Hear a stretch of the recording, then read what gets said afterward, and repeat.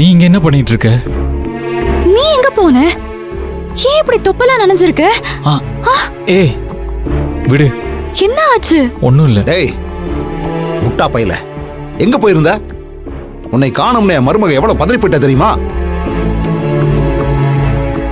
என்னமாச்சு? என்ன என்னன்னு தெரியல மாமா. திடீர்னு இப்படி தொப்பலா நனைஞ்சு வந்து நிக்கிறாரு. டேய் சரவணா, என்னடா ஆச்சு உனக்கு? ஒண்ணும் இல்லப்பா. ஏதோ மூஞ்சியை தூக்கி வச்சுக்கிட்டு இருந்தேன்னு மருமக வருத்தப்படுது. எப்பா ஒண்ணும் இல்லப்பா. ஒன்னும் இல்லைன்னா அப்புறம் எதுக்கு இப்படி நட்ட நடு ராத்திரியில போய் தலையில தண்ணி ஊத்திட்டு வந்து நிக்கிற? ஐயோ பூங்குடி, ஏற்கனவே எனக்கு மண்டை வெடிக்கிற மாதிரி இருக்கு. எதுக்கு இப்படி கேள்வி மேல கேள்வி கேட்டு இம்சை பண்ணிட்டு இருக்க? டேய் என்னாச்சு உனக்கு? எதுக்கு இப்படி எல்லாம் நடந்துக்கிற? உன்னை காணோம்னு தேடி தவிச்சு நிக்கிற பொண்ணுகிட்ட இப்படிதான் மூஞ்சில அடிச்ச மாதிரி பேசுவியா? ஏடா மூளை என்ன முதுகுலையா வச்சிருக்க?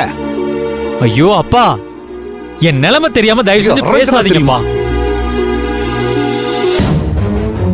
இதுக்கு மேல ஒரு வார்த்தை பேசுன அப்புறம் நான் மனுஷனாவே இருக்க மாட்டேன்.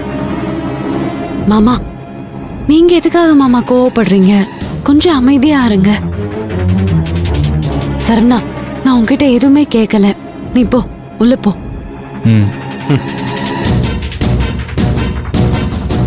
மாமா, நான் தான் அவர் ஈவினிங்ல இருந்து டென்ஷனா இருக்காருன்னு சொன்னேன்ல. அதுக்காக நீங்க எதுக்காக மாமா தேவையில்லாம டென்ஷனா பேசுறீங்க?